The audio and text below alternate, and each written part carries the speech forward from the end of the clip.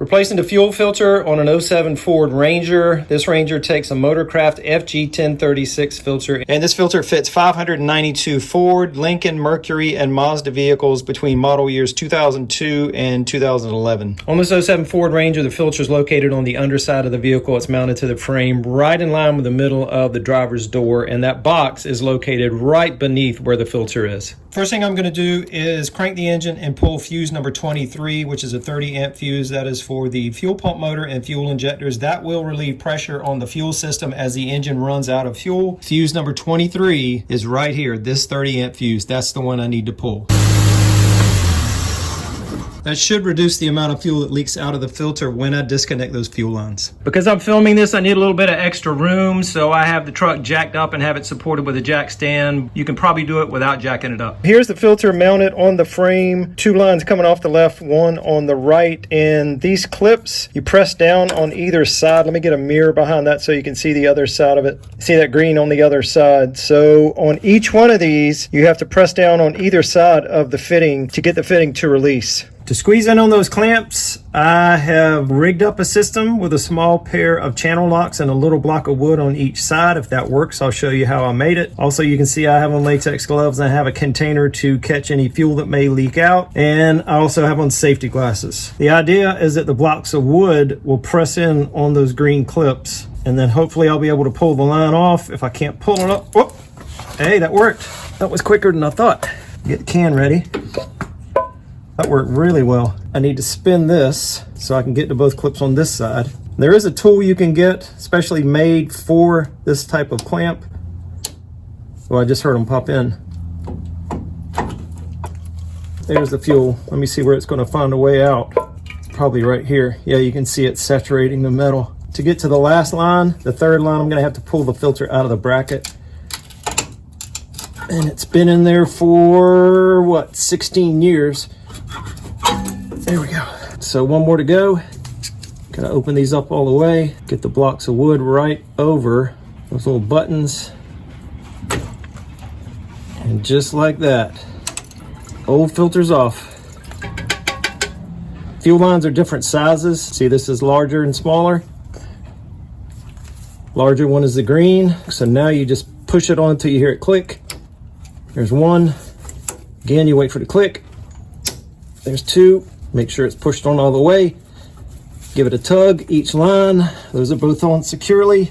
Snap on the one on the right. Again, wait for the click. Nope, I think that was it. Yeah, that's on all the way. And now push it up into the bracket. And that's it, we're done. Only thing left to do is let this dry off a little bit, crank it up, make sure we don't have any leaks. It's about 20 minutes later, all that gasoline has evaporated, so let's put the fuse back in, start it up, make sure we don't have any leaks. Before I try to start it, I'm going to cut the ignition on a few times. Each time I do that, it should prime the fuel pump, and each time the fuel pump primes, it'll pump fuel into that filter to fill it up. And now let's try to start.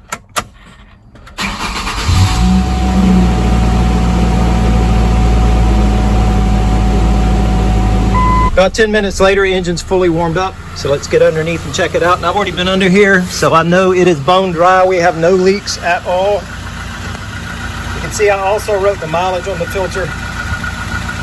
We are bone dry, in good shape. Now let's check out the pliers and cut open that old filter.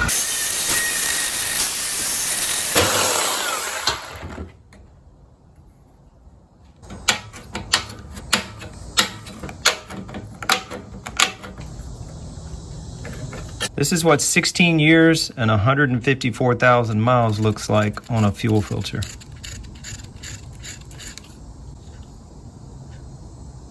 That's the crud that's built up through the whole filter.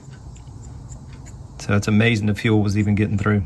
And what I did to rig up the pliers was I cut small blocks of wood out of wooden clothespins, and I estimated the size of the buttons on the fittings. And when I had what I thought was the right size block of wood, I just taped them onto the jaws of the pliers, one on each side, obviously. And what I did was just mimic a set of pliers that you can buy that's made especially for that type of clamp. And my improvised pliers work perfectly as you saw. And that was after having tried to push in those clips with my fingers. I tried that first and could not get it. So desperation is what led to that. You can also buy a disconnect tool that fits over the pipe on the filter and it slides inside of the fitting to release it that way. And actually Chris Fix has a video which I watched. He shows how to make a tool out of a pin cap just like this. You cut off the tip, you cut a slice in it, you bend this piece up, and that then fits over the pipe to slide inside of the fitting and break it loose that way. So I'll put a link to that Chris Fix video down below. He's working on a Mazda B-Series truck replacing the fuel filter,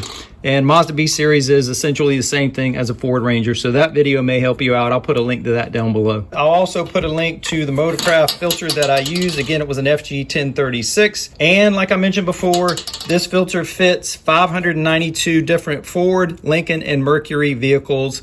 I'll put a link to the webpage that has a list of that 592 vehicles down below also. And last thing down below, I'll put a couple of links to the types of pliers I was talking about. These right here, this is what I kind of improvised. See how these pliers push on either side of the fitting, just like what I did with the blocks of wood. Also, the ones that fit onto the fuel line, that's what these are. Harbor Freight, 14 bucks for a set. The Northern Tool, 20 bucks. You gotta have a plan about how you're gonna get those fittings off, because if you go into it thinking you're just gonna be able to press them with your hands, you might not be able to do that. And if you can't get the clips off, you won't get your filter off. So you gotta have a plan. Look for those links down below. Hope this helps. Thanks for watching.